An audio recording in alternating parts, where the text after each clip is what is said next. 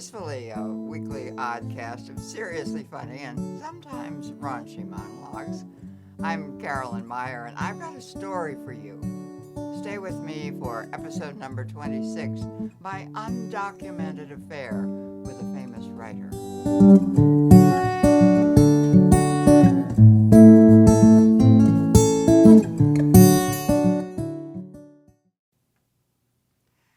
To tell you the truth, I am pissed. I've told you part of this story before, but now there's more to the story, so I'll start back at the beginning. I am pissed because nobody interviewed me for a biography of the novelist Philip Roth. In April of this year, every newspaper that carries book reviews ran a long article about a newly published biography of Philip Roth. Philip Roth was one of the most celebrated novelists of the past 60 or so years. He won practically every literary award, except the one he coveted most, the Nobel Prize for Literature. That one got away. Philip Roth died in 2018 at the age of 85. And now, in 898 pages, the story of the man and his books. The biographer, Blake Bailey, read them all, more than once, studied the manuscripts, the correspondence, waded through tons of papers. Bailey interviewed dozens upon dozens of people who knew Philip Roth, friends, lovers, colleagues, editors, potential biographers who Roth hired and then fired. But Blake Bailey did not interview me. And that's why I am pissed.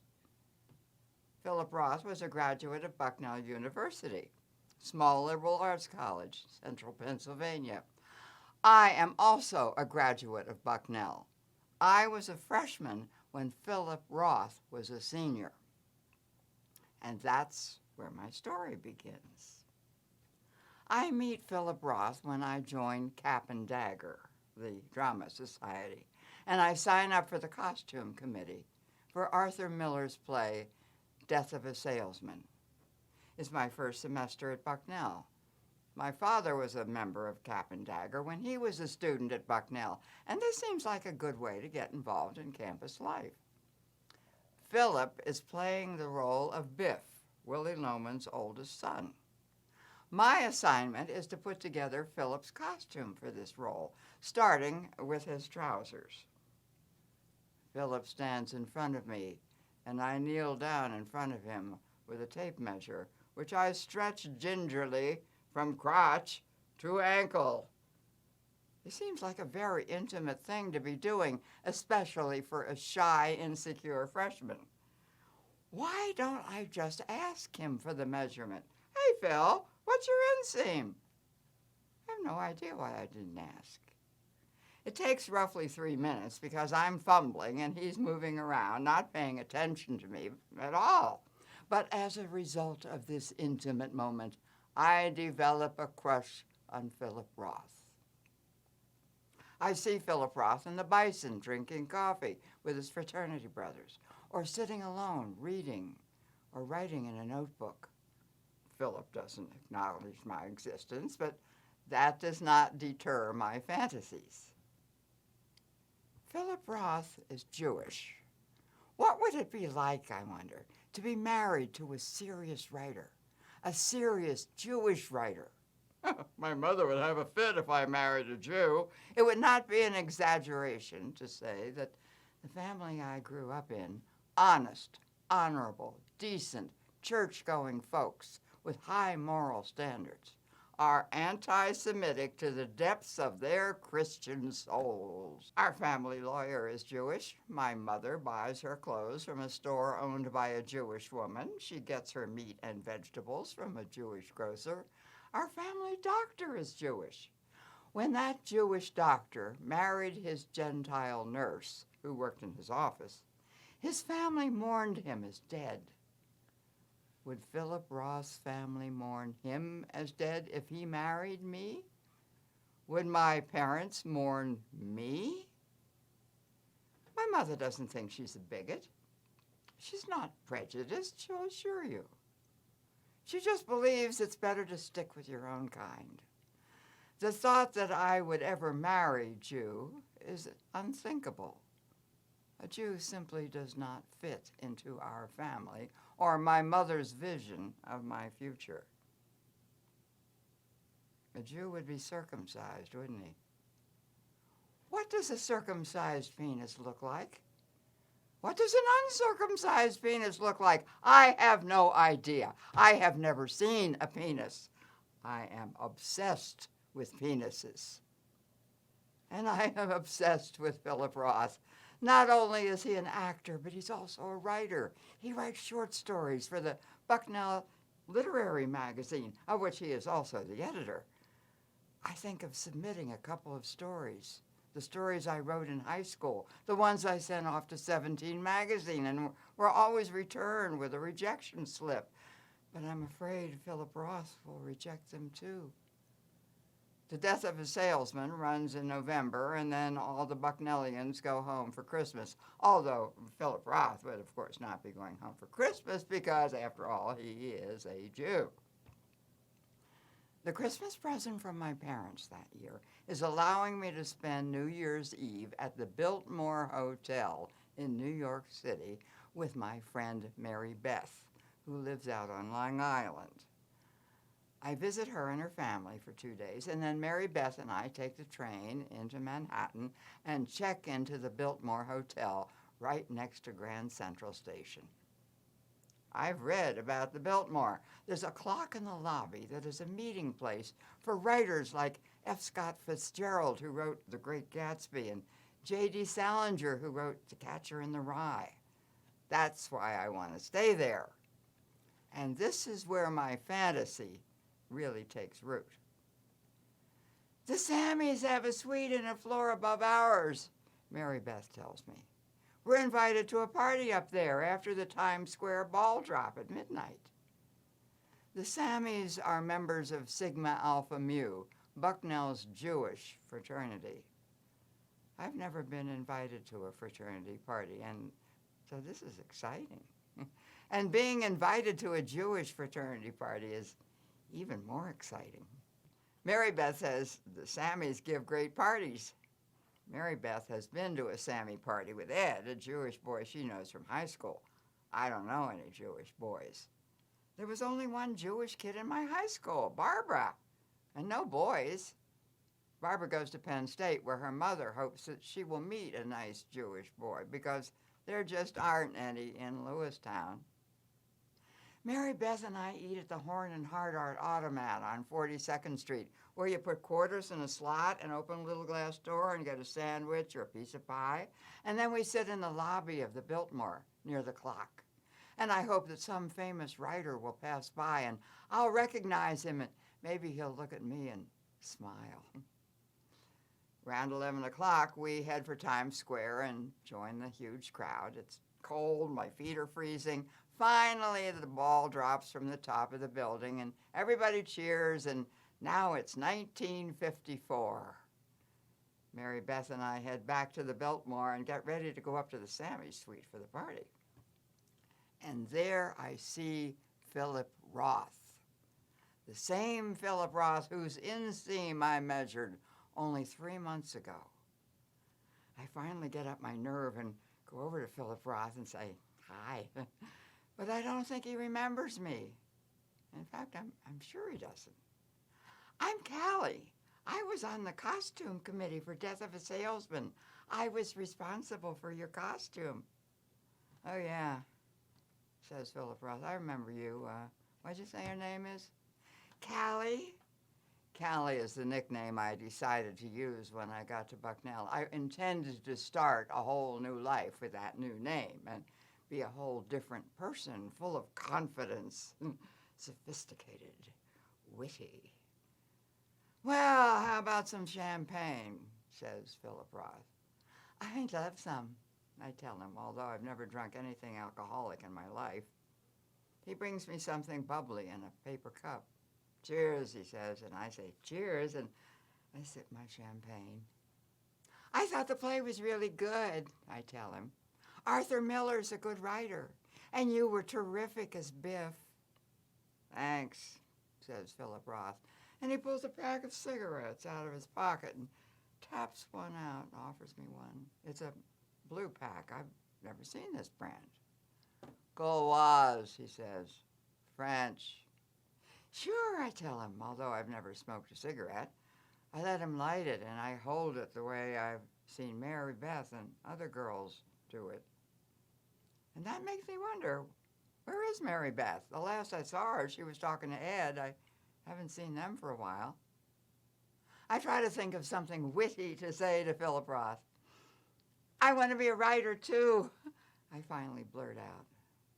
Philip Roth seems to find this amusing, and I'm glad I've made him laugh, but I'm not sure exactly what he thinks is funny. Well, good for you, Kelly, he says. Kelly, not Callie. I don't correct him. My dream is to write short stories for The New Yorker, I tell him, confiding my deepest secret. Philip Roth inhales his Gauloise. Aim high, he says, and smoke trails languidly out of his nostrils. I don't know what to do with my cigarette. I puff on it, still trying to think of something that will capture Philip Roth's attention. And then I get really brave. I wonder if I could send a couple of stories to Etc. Etc. is the college literary magazine of which Philip Roth is the editor. Sure, he says without much enthusiasm. Philip Roth stubs out his Gauloise and takes the cigarette out of my hand and stubs it out too, which is a relief. And then Philip Roth kisses me. I'm surprised, but I love that this is happening, that Philip Roth is kissing me. And then he sticks his tongue in my mouth, and I've never had a boy do that. That's a French kiss. I've been French kissed. We keep kissing, and then Philip guides my hand to a lump in the front of his tweed trousers. I know what that lump is. It's his penis. But I have no idea what I'm supposed to do now. Come with me, Kelly, Philip Roth says, and he pulls me toward a bedroom. He keeps calling me Kelly, which is Irish. Do Irish girls do this? I like the kissing. I don't want the kissing to stop, but I do not know what to do about this lump in Philip Roth's trousers. I dreamed of seeing an important writer by the clock in the lobby of the Biltmore, but not of having Philip Roth's hand under my skirt all the way up to my garter belt, and not my hand on this lump in his pants.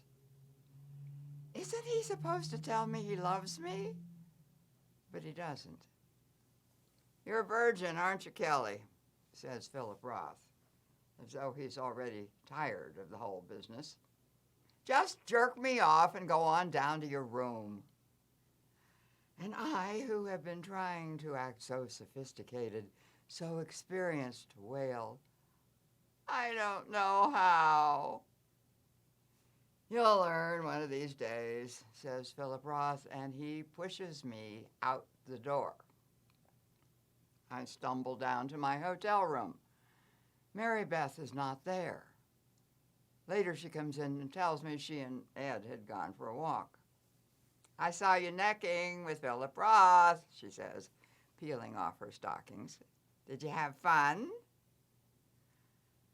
I'm almost too embarrassed to tell her what happened, but finally I do. You were supposed to give him a hand job, Mary Beth tells me, and she explains what and how. And now I am embarrassed and appalled. Back at Bucknell after the holidays, I jump every time the phone rings in the dorm hall, hoping it's Philip Roth, but he does not call. I send my stories to him at the literary magazine, etc. He sends them back, just as 17 Magazine did with a form rejection letter. He doesn't even bother to sign it. Philip Roth graduates in May. I never see him again. But of course I hear about him. 28 novels with brilliant reviews, dozens of short stories, the many literary prizes and awards. I read some of the novels, and of course I read about his death in 2018. Now I read about this 898-page biography with tales of his marriages, divorces, lovers, betrayals. I read about how he came back to Bucknell every year for 40 years and always stayed with his old creative writing professor, Mildred Martin, the same professor who dismissed my stories as slight but pleasant. Well, she was right about my stories, of course, but still, I could have used some encouragement back then. What really pisses me off, though, is that among the dozens and dozens of people Blake Bailey interviewed for the biography of Philip Roth, I was not included. And then, about a month ago, back in April, after rave reviews in magazines and newspapers about the author of a major biography of a major American writer, comes the explosive revelation that the book has been withdrawn by the publisher. Copies of Philip Roth, a biography, have been shredded, destroyed. The reason?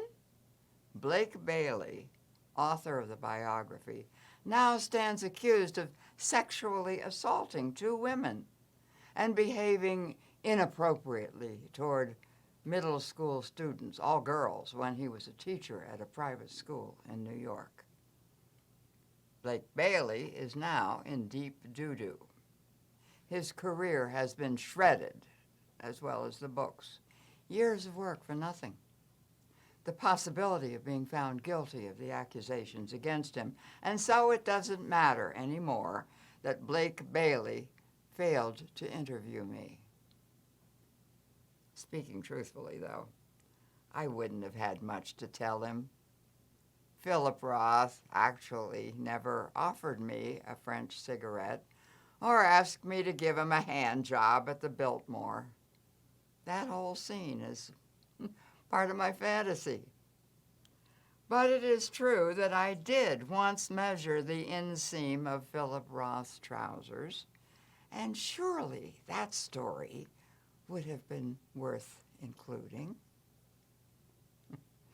You can read this and other stories at my blog at funnycarolyn.com and watch the video on YouTube.